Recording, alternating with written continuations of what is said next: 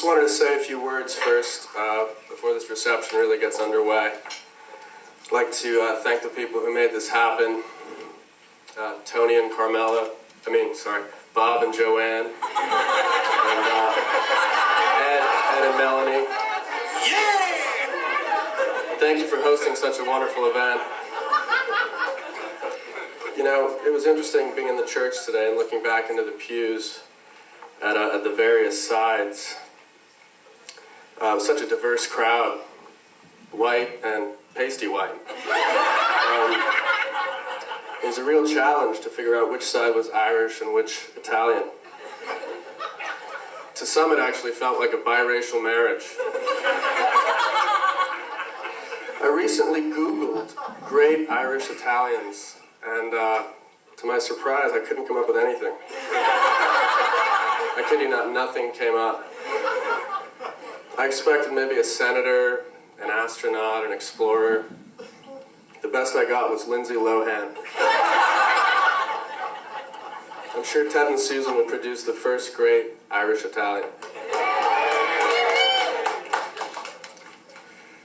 One of the many reasons, and there are many, that Ted chose me to be his best man is that I've actually spent a lot of time with Ted and Susan over recent years. And the three of us have grown quite close, particularly Susan and I. You see, Ted and Susan actually only live 3 or 4 blocks from me in San Francisco. And we get together regularly to watch The Sopranos, go to ball games, U2 concerts, skiing in Tahoe. We drink fine wine, spend summers in Rangoon, luge lessons. When we were children, we made meat helmets. Now really, my point is that I've gotten to know Susan pretty well.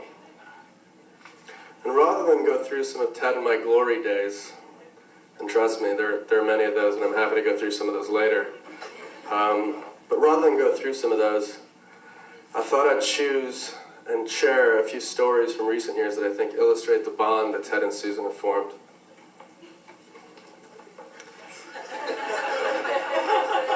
So before Ted and Susan moved in together, Susan actually lived literally on my block, and it was the first time that I visited Susan's old San Francisco apartment that I realized that this relationship was different from Ted's previous ones. Susan, it turns out, is a cat lover and has 2 cats, Madison and Willie. Ted hates cats.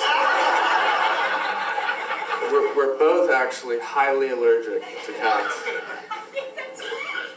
So when I showed up at the apartment, Ted's eyes were swollen. He was sneezing uncontrollably. Pretty soon we were both sneezing and scratching. And I wasn't very happy with the situation, to be honest. But Ted calmly offered me some Claritin and told me to stay positive about the cats. Since then, Ted has spent many a night with these cats at his feet. He's still very allergic, but he no longer hates cats. That's compromise, folks. That's the kind of thing a relationship is built on. Trust me, I know. As many of you well know, Ted has another severe allergy: the Yankees.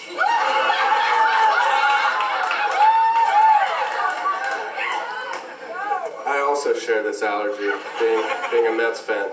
Eli?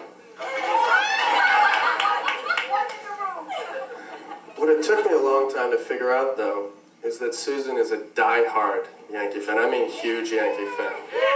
As big a Yankee fan as Ted is a Sox fan, but I just didn't appreciate that, being who I am. Just to give you an idea of the magnitude of her Yankee devotion, I'm going to read you an excerpt of an email she wrote me during their marriage prep a few months ago. I'm going to pull this out on my little BlackBerry and actually read you the email verbatim.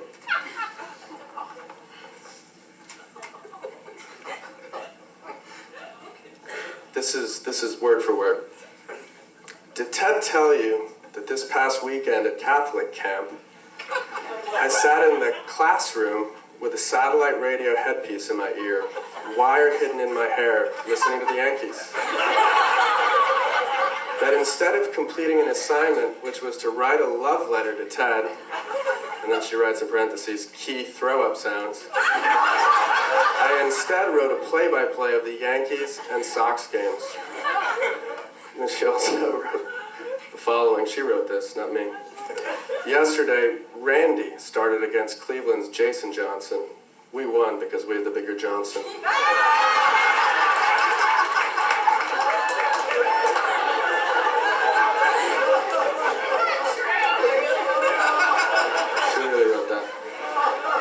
I didn't fully appreciate this aspect of Susan.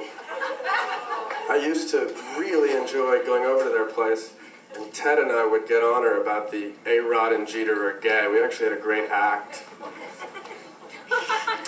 And we got pretty good at this. And when Susan had had enough, she'd actually retreat to their bedroom and often watch the game in there while we'd be out in the living room.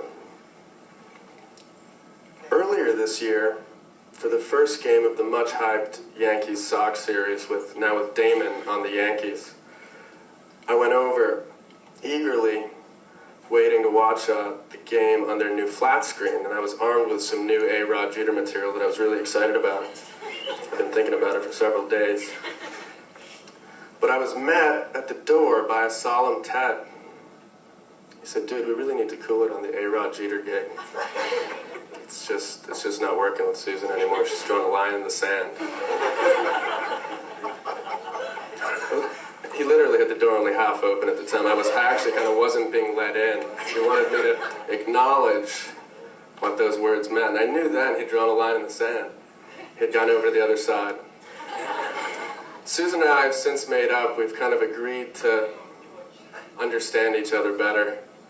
And we've made peace on those grounds. Anyway, the three of us have actually shared numerous adventures over the past few years in San Francisco. And as Ted and Susan embark on their new adventure, starting tomorrow, I think they're headed to Greece for their honeymoon, I thought we'd all raise our glasses and just cheers to the happy new couple.